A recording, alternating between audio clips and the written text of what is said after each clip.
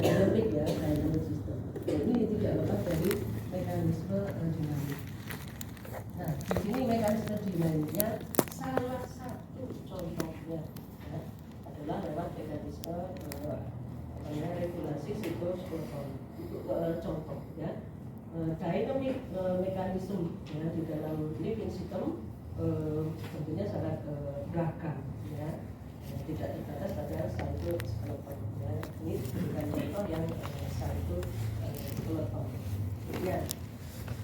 Bagaimana mekanisme adaptif dan mekanisme dynamic ini diregulasi ya, tentunya adalah tergantung dari kemampuan living system itu untuk melakukan, maksudnya diregulasi ya, kemampuan adaptasi ya, ataupun mekanisme dinamika living system ya, dalam merespon lingkungan yang berubah ya, merespon perubahan lingkungan ya, tentunya tidak lepas dari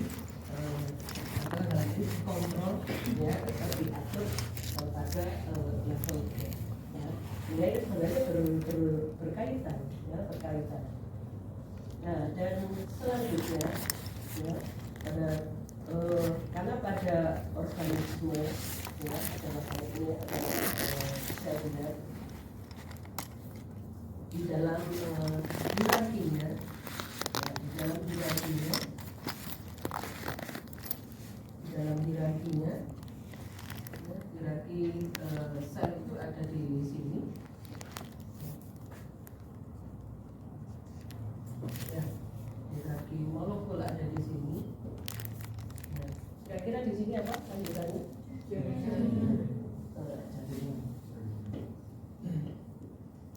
Selanjutnya organ. Selanjutnya sistem organ. Sistem organ kita lewati ya. Organisme. Berikutnya Individu. apa? Organisme. Organisme. Ini simpel nih, sejak SD juga sudah kita pelajari gitu ya. Kok ini ditampilkan lagi Bu? Ini pemaknaannya yang berbeda ya, karena levelnya sudah lebih tinggi, maka pemaknaannya yang nanti menjadi berbeda. Di atasnya ya, oke, populasi. Di atas populasi komunitas. Ya, kalau kita mendiskusikan populasi, sebenarnya yang didiskusikan apa? Kalau kita mendiskusikan populasi, sebenarnya yang didiskusikan apa? Ya, oke. Suaranya lemah, tidak terdengar. Ya, ada indikasi ragu-ragu. Pada saat pada level populasi, ya, yang didiskusikan apa? Ya, interaksi antara organisme. Jadi yang didiskusikan itu adalah bagaimana level hierarki yang di bawahnya berinteraksi. Ya, itu demikian juga kalau kita mendiskusikan level yang di sini. Kalau kita mendiskusikan pada level seluler, sebenarnya apa yang didiskusikan? Yang didiskusikan adalah bagaimana interaksi molekuler. Nah, bagaimana molekul penyusun sel itu berinteraksi, ya, dan bagaimana juga organ-organ dalam sel itu saling berkontribusi untuk membentuk suatu ekosistem ya, di dalam sel. Ya, kalau kita kenal fisiologi sel, mungkin ekosistem di sel itu sebenarnya juga punya ekosistem. Ini ada istilah baru, ekosistem. Ini kalau kita lanjutkan ekosistem ya. Oke. Tapi ekosistem dalam skala makro, ya. Jadi untuk memberikan gambaran, di sini juga ada ekosistem sesuai dengan stratanya. Di sini juga ada ekosistem sesuai stratanya. Di sini juga ada ekosistem sesuai stratanya. Nah, ini adalah ekosistem makro, ya. Ekosistem makro yang sudah kita pelajari adalah ekosistem sesuai dengan stratanya. Apa sebenarnya ekosistem yang dimaksud kalau pada level ini? Nanti kita bawa pada level ini. Ekosistem. Oke. Silakan. Tidak perlu takut salah. Justru nanti kita saling mendiskusikan. Lu pernah kenal ekosistem? Pernah. Oh, kenal kan? Nah iya. Oke, silakan. Oke. Speak up.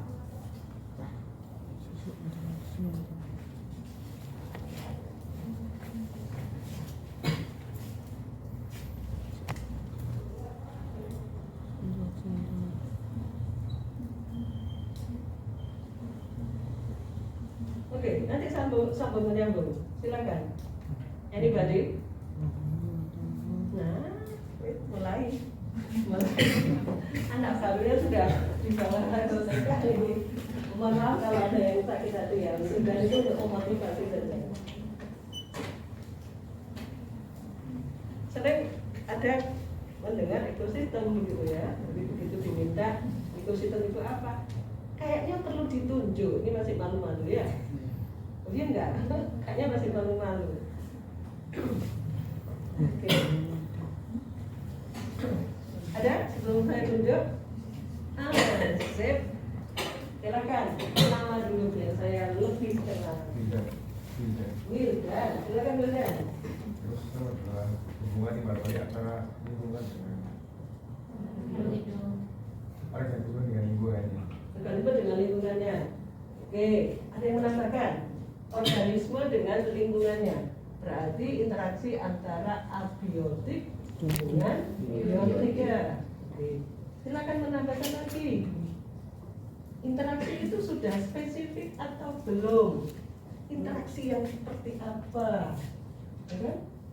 Itu kan kemudian curiosity-nya ada di situ. Interaksi yang seperti apa yang dimaksudkan di sini di ekosistem itu? Ayo, speak up. Silakan. Hubungan timbal balik. Di dalam interaksi pastilah di situ ada hubungan timbal balik. Itu sudah info, ya, include. Oke, good, Salma. Oke, yang lain. Salma sama Wildan boleh pulang. Yang lainnya belum boleh pulang nanti kalau pulang berangkat. Oke. Sisi kanan. Ini mulai macet ini. Ayo, interaksi ini kayak apa sih? Oke, untuk nama. ya, nama saya Angga. Angga. Oke, yang paling jauh sendiri ya. Ekosistem yang dimaksud dengan ekosistem makro adalah serangkaian interaksi dari faktor biotik dan biotik, baik itu yang sifatnya interaksi dalam maksud untuk saling melengkapi ataupun interaksi yang sifatnya dia itu saling berkompetisi. Melengkapi, berkompetisi. Oke, ini sudah mulai nambah ya. Berkompetisi, kompetisi. Tadi apa? Ya, saling melengkapi. Melengkapi. Oke. Ini saya kasih kata. Silakan ini. Nah, ini sudah mulai ada ketemu pintu gerbangnya, tapi belum lengkap. Oke. Diberikan tambahan. Angga ya. Oke. Silakan nama dulu biar saya lebih kenal dekat. Devi, silakan Devi. Itu saling bersimbiosis. Simbiosis. Oh, apakah harus simbiosis? Tidak apa-apa, tidak apa. Oke, good. Simbiosis ya, boleh. Simbiosis boleh, good. Nah, atau saya kurang pandai untuk melempar cerita. Juga masih stuck mau kemana sih gitu ya. Silakan, Jafar, silakan. Kalau menurut saya ekosistem merupakan hubungan timbal balik dan interaksi antara faktor abiotik, yang mana akan di dalam suatu ekosistem tersebut akan terbentuk sebuah kompetisi yang mungkin menguntungkan ataupun tidak menguntungkan, dan pada akhirnya akan membentuk sebuah piramida yang mana piramida ada makanan, biomasa, dan energi. Piramida ya.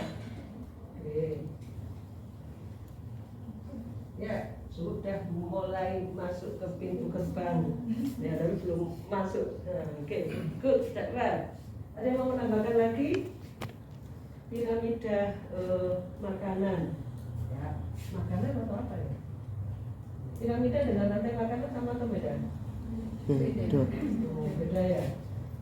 Apa itu kira piramida sama sini? Mesti piramida rantai makanan.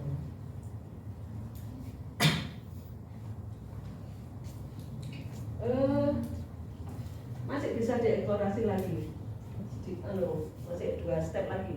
Silakan menambahkan lagi. Oke, ini sudah masuk ya piramida makanan. Apa yang di sini? Apa yang di sini? Produsen. Oke, yang di sini ya Konsumen terakhir. konsumen. Kalau saya tambahkan di sini, ini ada di mana ini? Ini ada di mana? Posisinya di mana? Ya, paling atas di sini. Di komposer masuk di sini.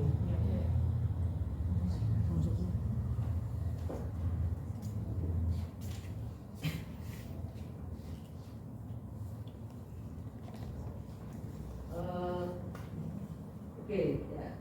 Kita tidak mendiskusikan realnya ada di sini atau ada penjelasan lain. Nah,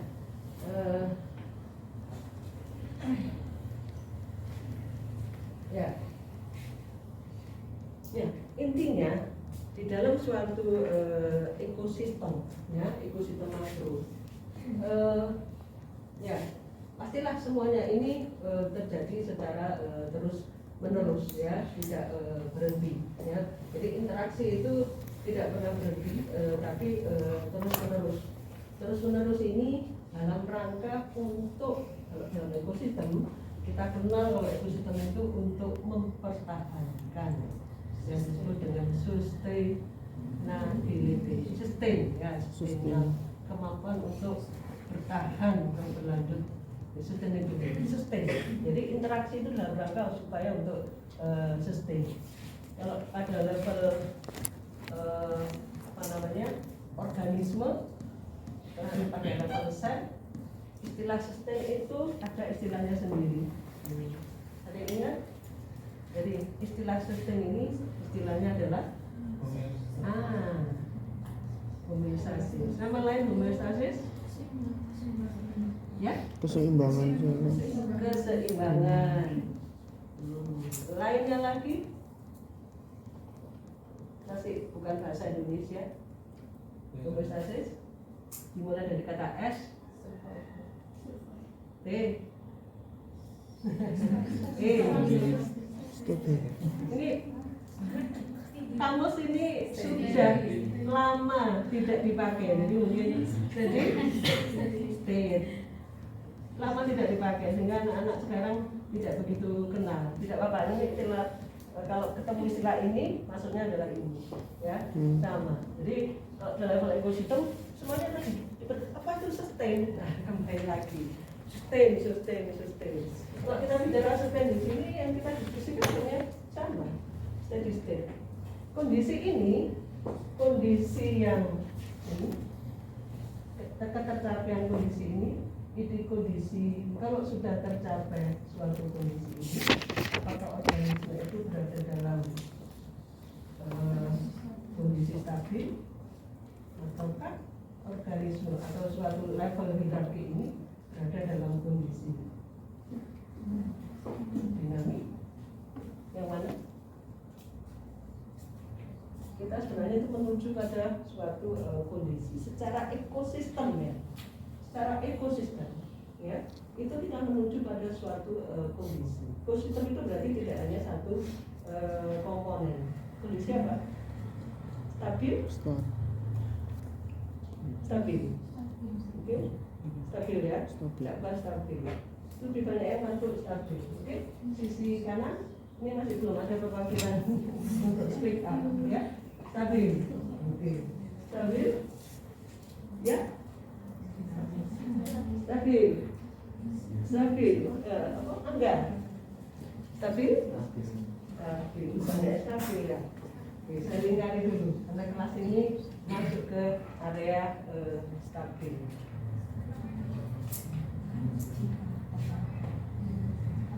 Senyum-senyum, kayaknya ada ide yang tidak disampaikan, tapi masih halu-halu. Ayo nggak boleh malu, bukan nggak boleh malu. Ayo ditepiskan, silakan. Speak up. Saya Fairuz Ibu. Fairuz, silakan. Homeostasis ini bisa jadi dinamis karena ada berbagai interaksi yang terjadi. Ya, oke. Kesini biotik dan abiotik, ya, ini saling berinteraksi.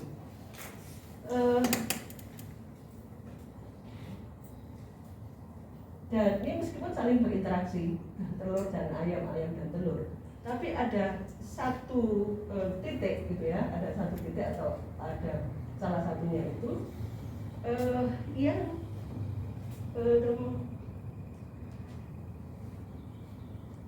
potensi untuk berubah, potensi untuk berubah. Yang ini atau yang ini?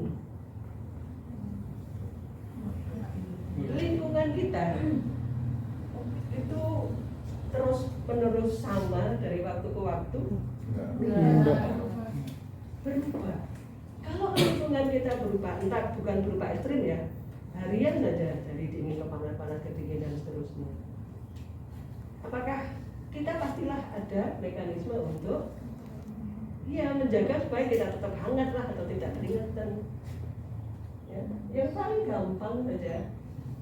Ya, pada saat kemarau, pohon jati tidak sama dengan pohon jati pada musim hujan yang hijau. Semuanya menggugurkan daunnya seolah mati. Dan itu juga kondisi Dinamis. itu kondisi dinamis.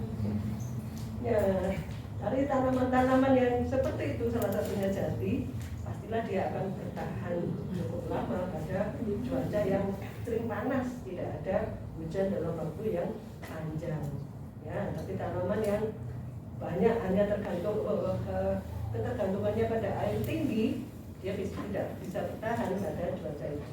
Nah, jadi intinya, ya oke. Berarti kondisi ini semua menuju pada satu titik. Jadi ekosistem pada jenjang apapun menuju pada satu titik. Titik itu adalah Dinamis.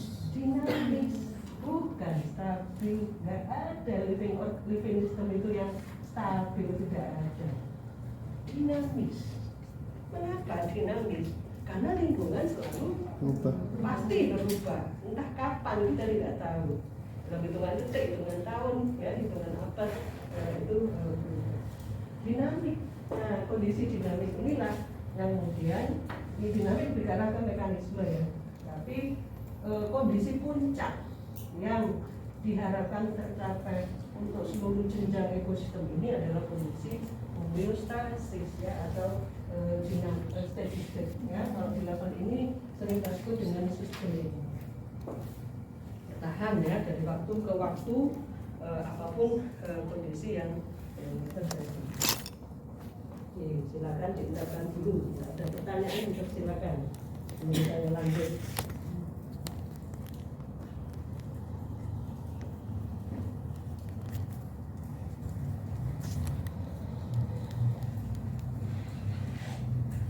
Ya, izin saya minum ya. Semuanya salah minum kan? Oke.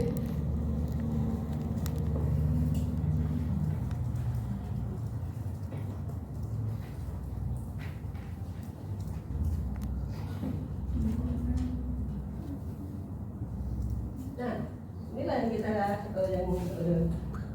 diskusikan ya, menjadi topik di bahasan topik saya ya, bahasan topik saya. Tapi mekanisme yang dipelajari adalah levelnya seluler dan molekuler ya, molekuler. Nah, ini filosofi dasarnya adalah seperti itu. Nah, filosofi dasarnya bahwa masing-masing jenjang ini adalah ekosistem. Nah, ada satu sisi yang tadi belum saya sampaikan, bukan saya sampaikan ya, sudah tersampaikan pada buku-buku manapun ya, buku-buku manapun. Ya, namun pada kuliah ini saya sampaikan ini. Ya, jadi kuliah yang saya sampaikan ini ya adalah dasar untuk menyusun tugas kelompok, dasar untuk menyusun tugas individu, ya untuk menguatkan itu, ya menguatkan itu. Ya, jadi di dalam ekosistem ya yang tadi istilah dari sustain ya atau homeostasis. Ya. Ya, pastilah di situ ada beberapa komponen. Beberapa ya bisa jadi banyak ya komponen. Ya, komponen atau unit. Nah, pastilah masing-masing unit punya porsi peran yang berbeda. Ya, komponen unit tersebut mempunyai unit A, B, C, D punya fungsi yang beragam. Di mana fungsi yang beragam ini masing-masing akan tetap tujuannya mereka masing-masing unit ya tidak berjalan sendiri-sendiri, tapi masing-masing unit mereka saling berkoordinasi satu sama lain ya untuk tercapainya kondisi steady state ini ya mereka saling berkoordinasi ya saling berkoordinasi. Ya kalau nggak berkoordinasi mereka tidak tahu kapan mulai bekerja ya kapan harus berhenti ya masing-masing unit tersebut. Ini unitnya apa sih Bu? Kok nggak dikasih nama ini ya belum ya. Oke. Ya sebagaimana dalam ekosistem ya kita gambarkan di sini supaya meskipun kuliah kita itu pada level molekuler dan seluler ya, pada akhirnya setiap jenjang ini punya sistem yang serupa, namun berbeda karena komponennya ini yang masing-masing itu berbeda dan cara memandangnya juga berbeda. Namun pada dasarnya adalah sama, ya, pada dasarnya sama. Nah, jadi pada suatu unit apapun di organisme di level organisasi manapun, ya. Ini suatu level organisasi yang saya beri kotak ini, ya. Dan disinilah terjadi suatu proses, ya, suatu proses kehidupan, gitu ya, yang kemudian untuk menjamin suatu kondisi yang sustain, ya, atau homeostasis. Ya. Untuk menjalankan ini, ya pastilah ini organisasi yang sudah established dimanapun kita akan ada input, ini adalah output, ini adalah prosesnya,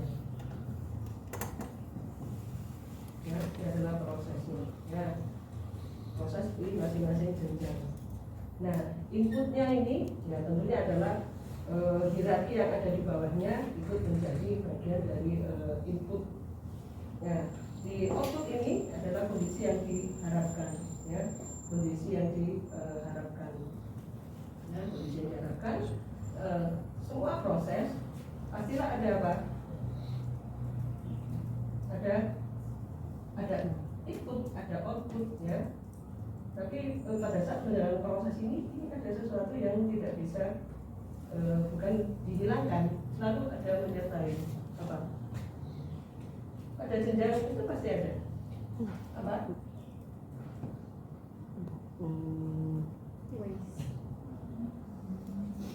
Ada waste. Ya, waste itu adalah ya bagian dari proses, ya bagian dari proses. Semakin kecil waste-nya itu menunjukkan efisiensi yang tinggi. Ya, semakin banyak waste-nya, ya, limbahnya itu menunjukkan efisiensi yang rendah, ya, efisiensi yang rendah. Ya, oke. Di dalam proses ini, ya, di dalam sel waste-nya ini juga dikondisikan dalam kondisi yang hasilnya waste-nya seminimal mungkin, ya. Sehingga kalau pada level seluler itu ada mekanisme recycling. Pada level ekosistem, waste-nya ini bagaimana untuk meminimalkan waste di level ekosistem? Peran siapa? Decomposer. Oh, Kemudian ada peran decomposer. Peran decomposer. Ya, pada level saluran juga demikian. Oke, ya ini sebenarnya bukan bagian ya, bukan bagian dari topik saya. Tapi maksudnya untuk mengenerate ya suatu proses untuk menuju pada kondisi sustain, ini waste itu ada ya. Secara alami karena waste adalah sesuatu yang natural ya, ada gitu ya, sedikit banyak itu ada. Sebenarnya alam itu sudah menyiapkan ya, alam itu sudah menyiapkannya dalam bentuk decomposer. Pada level seluler ya, pada level ini pun ya juga ada ya mekanisme untuk meminimalkan waste. Meminimalkan waste hasil dari decomposer ini kemudian bisa dipakai lagi untuk membantu terjadinya proses ya, membantu terjadinya proses. Nah, bagian dari ini yang menjadi topik ya, topik saya itu adalah bahwa proses ini tidak selalu berjalan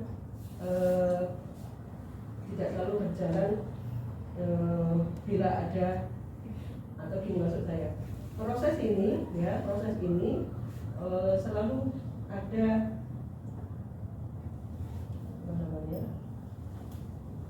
dipengaruhi oleh perubahan environment. Saya tidak menyebutkan lingkungan ya, tapi environment. Kalau lingkungan itu ya masuk ke sini gitu ya. Environment itu luas ya.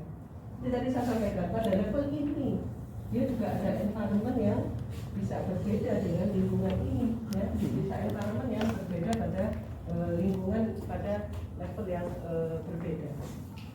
Ya, ada perubahan environment ya, ikut menentukan proses ini akan terhambat ya, berjalan lambat atau cepat ya, atau tidak berjalan ya, meskipun ada input. Nah, tapi kalau dalam proses ini mereka tidak mampu untuk mengendalikan perubahan environment, maka proses ini bisa berjalan lambat ya, atau berhenti. Nah, perubahan environment tadi yang kita sebut sebagai adaptif dinamik, kemudian adaptif dinamik dan dikontrol ya, atau diregulasi sampai dengan pada level game. Nah, dalam suatu proses ya, proses apapun di sini, maka pada level apapun, maka living system yang ada di sini ya harus peka terhadap perubahan lingkungan ya, harus peka terhadap perubahan lingkungan. Ini kuncinya ada di sini. Nah, sebelum perubahan lingkungan itu menghentikan proses yang terjadi ya, maka proses ini harus punya instrumen ya, punya sarana, punya instrumen untuk bisa mendeteksi adanya perubahan lingkungan. Bila mampu mendeteksi, maka proses ini ya bisa jadi akan ada penyesuaian ya, supaya perubahan lingkungan ini tidak cukup mengganggu ya, tidak mengganggu terlalu signifikan untuk terjadinya output yang atau sustain yang diharapkan ya. Jadi ini yang menjadi bahasan topik saya, bagaimana suatu living system ya, mekanisme living system untuk merespon terhadap perubahan lingkungan, environment ya. Jadi intinya bahwa lingkungan itu tidak lingkungan ekosistem ya, di sisi setiap ini juga ada lingkungan, ada sesuai dengan jenjangnya. Oke, sesuai dengan jenjangnya.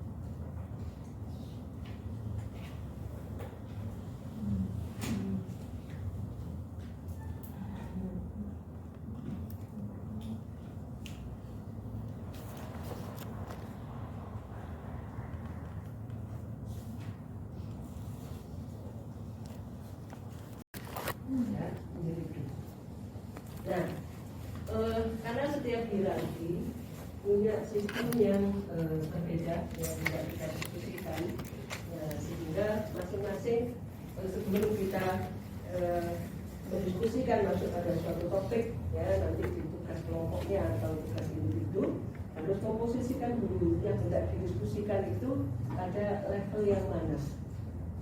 Ya, di tugas kuliah ya bisa mendiskusikan pada level manapun, ya dimulainya pada level manapun bebas, ya atau manapun bebas. Ya, ini wajib disampaikan, ya ini mulai di level mana diskusinya. Nah, ini bagian kunci yang juga filosofi yang menurut saya perlu di filosofi. Kalau ini menurut saya lebih filosofi, ya. Jadi mulai dari hierarki yang paling bawah, ya, sampai dengan hierarki paling atas. Ini sebenarnya hierarki ini disusun hierarkinya ini berdasarkan apa ya kira-kira? Molekul, sel, organ, jaringan, sampai dari ekosistem. Di hierarki itu masing-masing hierarki itu berdasarkan apa jadi mereka dibagi? Berdasarkan apa?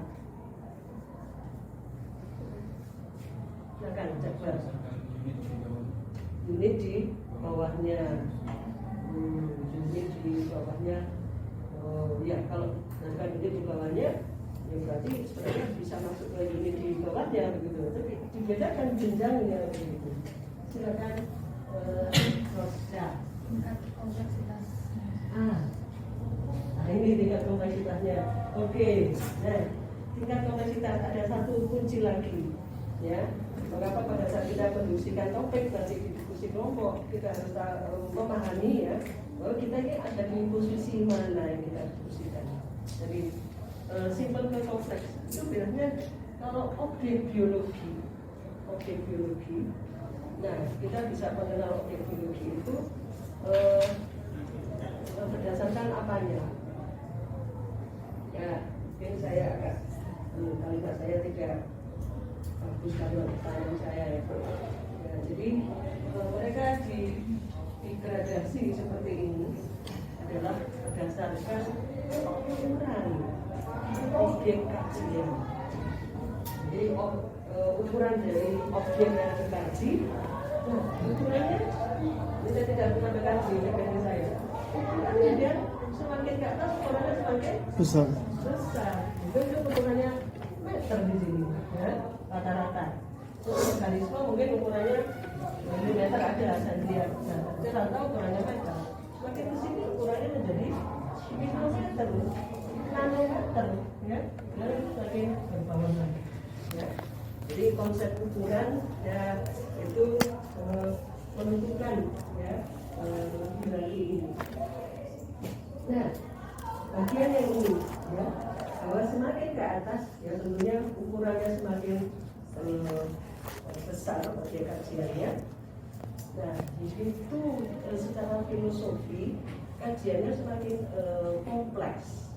Ya, karena semakin kompleks ya karena melibatkan ya banyak komponen ya melibatkan banyak komponen dan masing-masing komponen itu punya cakupan wilayahnya ini luas gitu ya sehingga itu menjadi lebih kompleks. Tapi semakin ke bawah ukuran kajian objeknya itu lebih simpel, disebut dengan simpel dan kompleks. Ini karena dari keteraturannya. Untuk objek-objek yang level di bawah hierarkinya itu keteraturannya lebih seragam. Ya, sehingga kajiannya sebenarnya lebih simpel dibandingkan dengan yang semakin ke atas. Ya, keteraturannya beragam. Ya, filosofinya lagi adalah bahwa semakin objek kajiannya itu ke arah ekologi, sebenarnya tidak lebih mudah, Selain itu juga cakupan wilayahnya juga luas, tidak lebih mudah, karena ragamnya mekanisme yang terjadi atau hukum-hukum yang terlibat di situ, hukum alamnya juga beragam, ya, ini kompleks. Dia semakin ke bawah karena hukum yang berlaku, ya, dan lebih seragam, itu sebenarnya lebih sederhana. Nah, sekarang pertanyaannya yang menggelitik. Tapi kajian yang di level bawah terasa lebih susah dibandingkan dengan kira-kira apa. Jawabannya tadi sudah ada saya sampaikan di depan, gitu ya, tapi dengan bahasa yang berbeda. Silakan. Ya? Sebenarnya bukan masalah dinamisnya, ya. Oh? Ukurannya. Yang di atas ukurannya secara visible, kita mudah membayangkan, mudah melihat barangnya, jadi mudah melakukan interpretasi. Semakin ke bawah, mata kita nggak bisa melihat jaringan sel itu seperti apa, gitu ya. Perlu alat bantu dan kita perlu berimajinasi. Oh, ini bentuknya kayak apa sih? Iya, kayak gitu. Kalau enggak, ya kita ikut aja dulu textbook gitu ya. Itu yang sudah disepakati dulu. Nah, karena objeknya yang kecil itulah seolah-olah sulit gitu ya, tapi sebenarnya dia sederhana karena sama pada level itu, ya. Oke, ini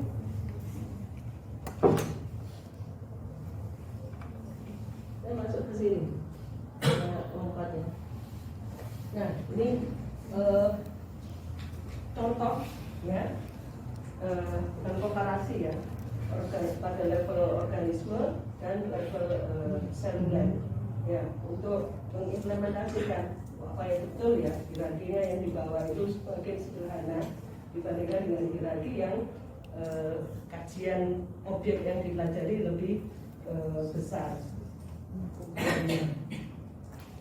Nah, saya sambil duduk, ya. Oke.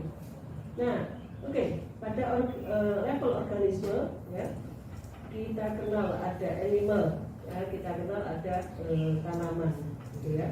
Ini secara umum begitu. Nah, pada kedua organisme ini, ya, pada masing-masing level organisme ini, mereka mempunyai cara merespon secara umum, ya, merespon perubahan lingkungan, ya, perubahan lingkungan dengan cara yang berbeda. Ya, yang satu bisa mobile, bisa bergerak. Yang tanaman nggak bisa bergerak, stay di situ, ya, stay di situ. Ini disebut dengan rooted in location. Ya, sehingga perubahan cara dia merespon perubahan lingkungannya adalah diekspresikan dalam bentuk pertumbuhan dan perkembangan. Ya, mengatur pola tumbuh dan pola perkembangan ini adalah sebagai salah satu bentuk implementasi merespon terhadap perubahan lingkungan pada level organisme yang tanaman. Nah, sedangkan yang animal karena dia punya kemampuan locomotion, ya, untuk bergerak, sehingga generally merespon perubahan lingkungannya, ya, dengan mekanisme behavior, ya, secara general, ya, dia bisa menuju ke stimuli yang positif atau menjauhi. Sebenarnya adalah ada behavior, ya, tidak stay di tempat, ya, tidak stay di tempat. Nah, ini pada level organisme, ya, pada level seluler, ya, level yang di bawahnya. Nah, pada level di bawahnya, entah itu tanaman, ya, entah itu eukariota, entah itu prokariota, ya, mereka mempunyai mekanisme signaling yang serupa, similar, ya. Secara general itu mereka mempunyai mekanisme merespon terhadap perubahan lingkungan yang sama caranya, ya, meskipun dengan NTT mereka masing-masing, ya, meskipun dengan NTT mereka masing-masing. Saya tadi sudah menghapus belum, ya? Belum. Oh, ini.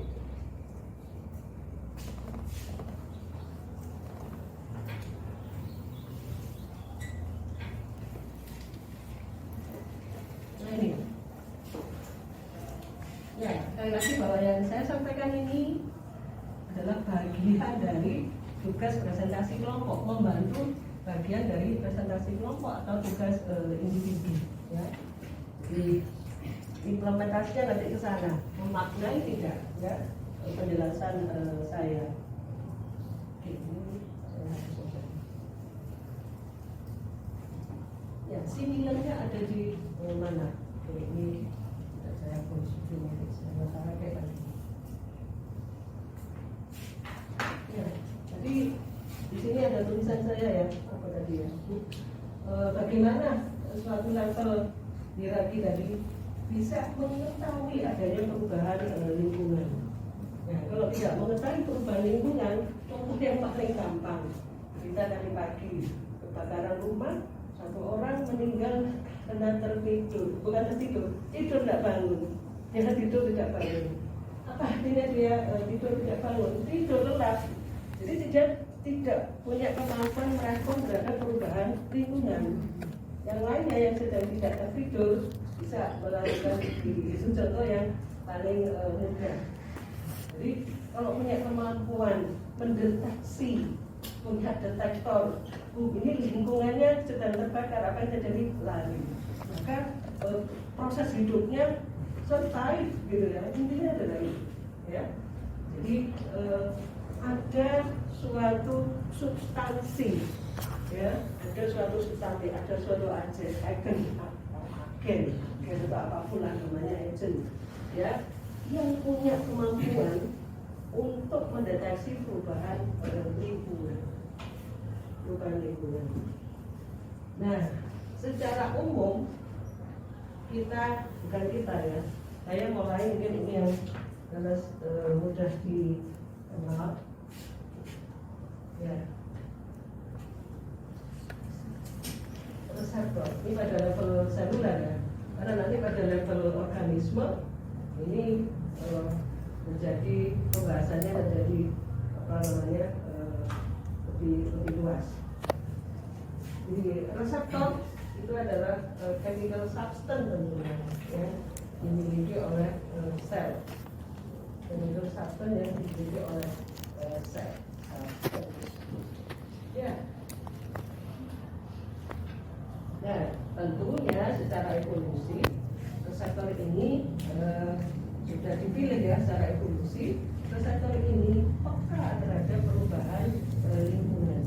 Ya, kalau nggak peka tidak di secara evolusi tidak di peka terhadap perubahan lingkungan. Nah, peka. Nah, peka terhadap perubahan lingkungan, ya ini biasanya secara seluler ya, saya pakai istilah abiotik. Kalau secara seluler lingkungan abiotik itu apa saja? Secara seluler. Lingkungan abiotiknya apa? Suhu. Apa lagi?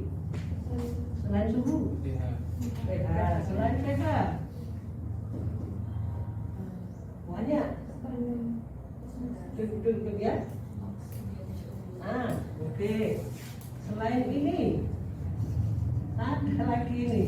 Ini kan terima kasih sudah menjawab ya. Tapi ini masih standar. Di bawahnya lagi ini apa?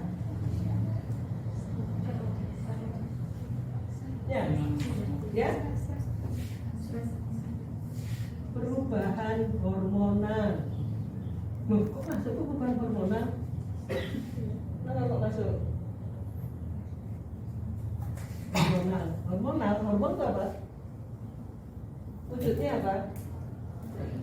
Wujudnya adalah molekul protein, ya, molekul protein. Jadi perubahan hormonal ini, ya, kemudian nutrisi, ya, bisa mulai dari gula, asam amino, ya, dan lain sebagainya. Nah, ini juga lingkungan abiotik bagi sel, ya, dan tekanan, ya, tekanan mekanik, ya, tekanan fisik, ini juga perubahan lingkungan. Nah, itu kan sakit ya, itu berarti ada reseptor, ya, itu ada mekanik. Nah, jadi dan lain-lain tentunya. Ya ini contoh saja, sebagian contoh. Nah, kemudian makronya masing-masing ini punya reseptor, ya, punya reseptor yang khas, di mana reseptor ini pada proses dia merespon ya adanya perubahan lingkungan, ya, maka reseptor ini peka, dan salah satu cara dia peka dengan perubahan lingkungan itu adalah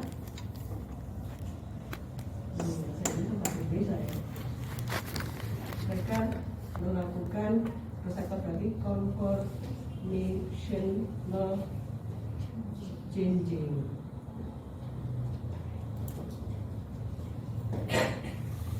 Ya, terjadi perubahan konformasi molekul.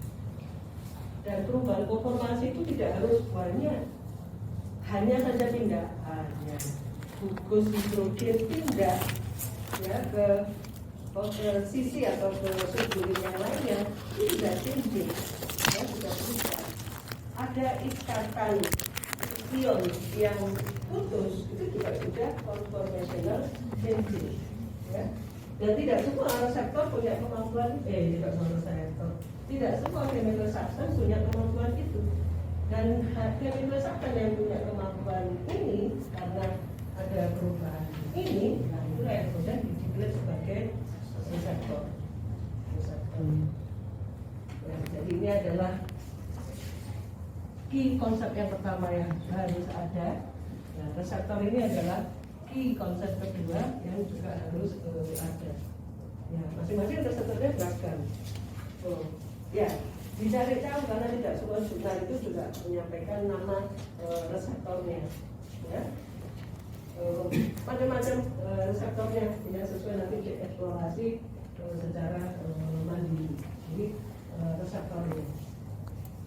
Nah, kemudian dan di setiap ini di setiap level ini, jadi saya sampaikan ada beberapa terdiri dari unit-unit, ya, terdiri dari komponen-komponen, ya, dari 1, 2, ya, ini kan ada organ paru, organ hati, sel juga ada organelnya, ya, ada lisosum, ada perisosum, ada inti dan seterusnya. Dan ini masing-masing unit, dan masing-masing unit ini pastinya di situ dia juga ada reseptornya. Masing-masing unit ada reseptornya,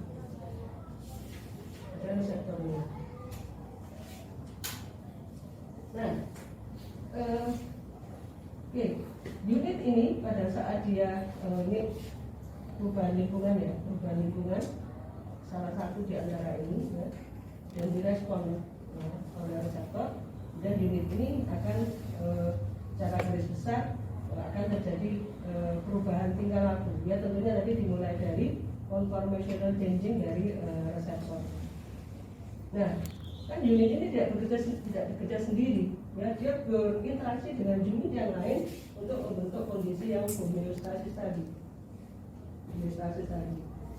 Nah, maka di antara unit ini mereka harus saling berkomunikasi. Nah, bagaimana mereka berkomunikasi? Nah, mereka mengeluarkan semacam chemical messenger, ya, semacam chemical messenger. Nah, salah satu sudah dia merespon terhadap perubahan lingkungan, conformational changing, unitnya ATP-nya dia mensekresikan chemical messenger. Nah, chemical messenger ini khas, ya, spesifik. Bisa mungkin hanya untuk unit yang ini, atau mungkin untuk unit yang lainnya lagi, atau mungkin untuk semua unit. Nah, sini ada chemical messengernya.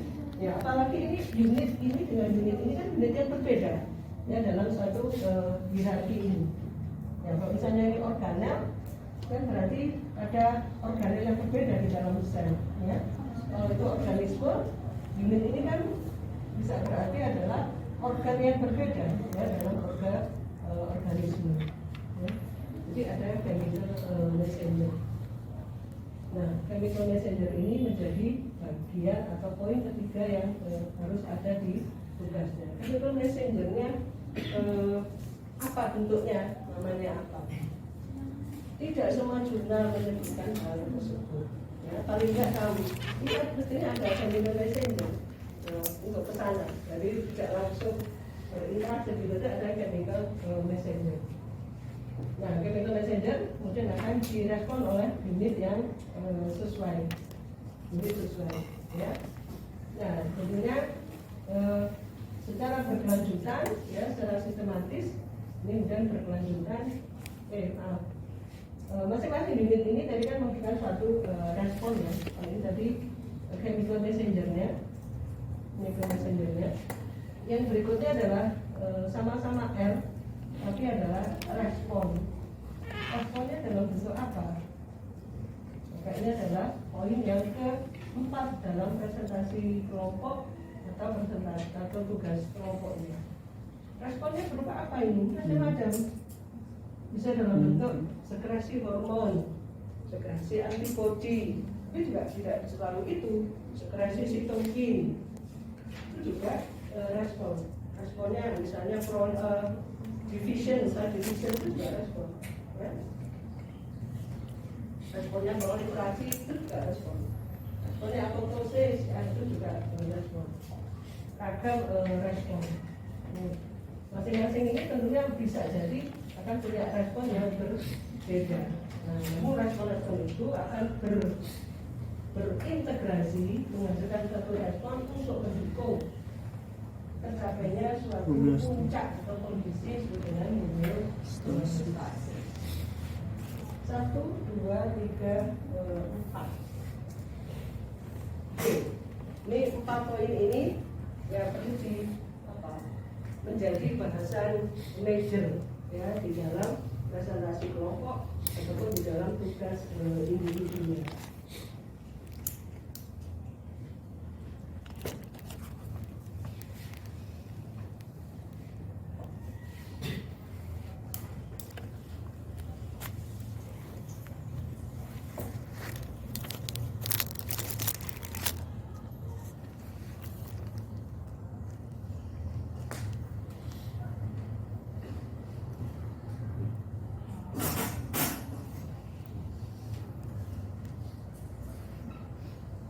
Oke, silakan bila ada pertanyaan.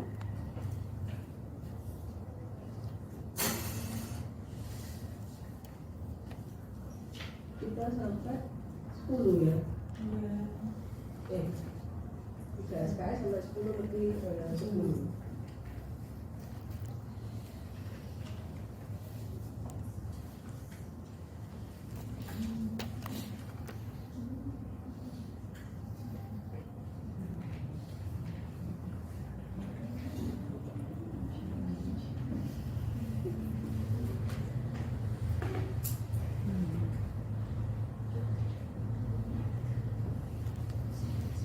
Tanaman, oke,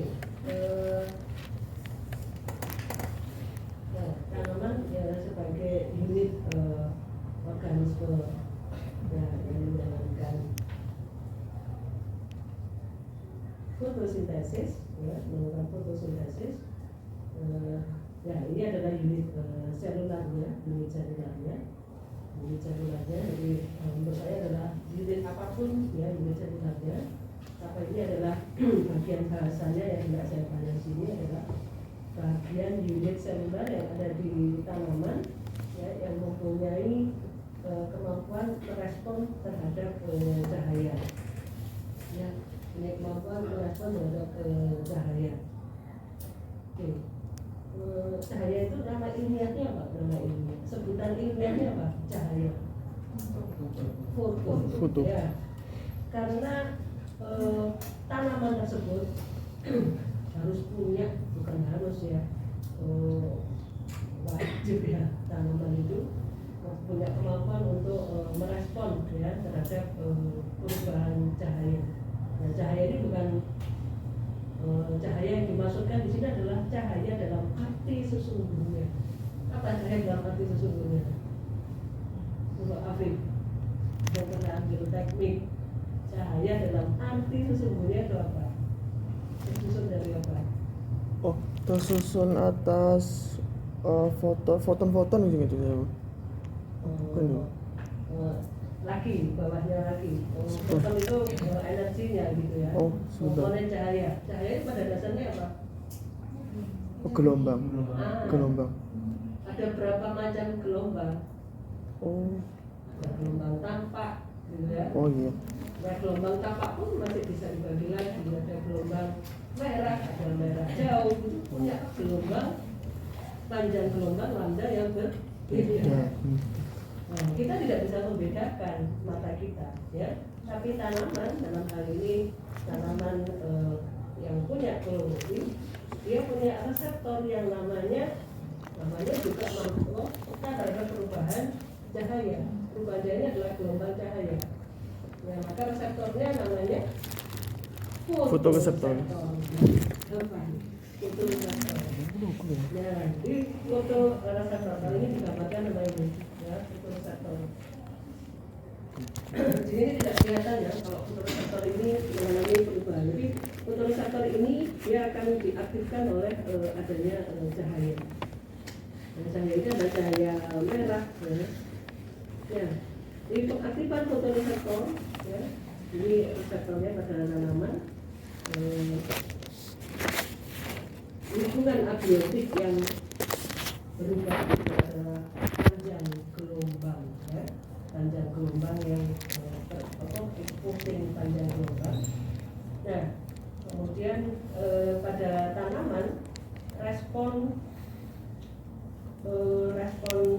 fisiologi pada tanaman karena fotoreseptor, karena ya mekanisme fotoreseptor dia dapat distimulasi ya oleh cahaya ini. Responnya kalau di dalam tanaman disebut sebagai greening respon, green. Nah, ini kalau kata tanaman kita berikan kalau tanaman green. Buah biji ya, itu juga bagian dari greening respon. Pembungaan, penunasan ya, itu bagian dari greening respon ya. Di perubahan yang sedikit ini disebut dengan conformational changing dari reseptor.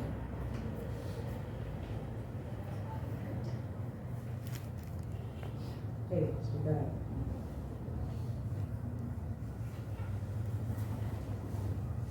Oke, di sini.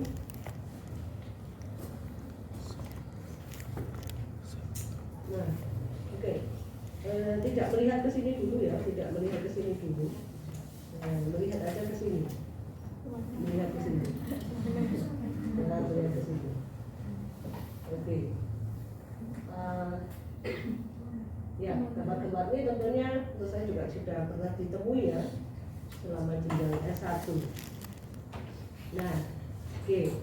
Silakan merenung sejenak. Bisa diskusi dengan sebelahnya. Ya, oke. Silakan bercerita sedikit salah satu dari ini ada 1, 2, 3, 4, 5, 6 ya, ada 6 apa ini ya, 6 unit. Ini 6 unit ya, ada 6 unit. 6 unit. Oke, saya beri waktu 5 menit bisa diskusi dengan temannya. Sehingga paling enggak tadi menggambarkan latihan sedikit ya, latihan presentasi. Sosial autogen. Jadi poin 1, 2, 3, 4 ya, ini bisa terekspresikan.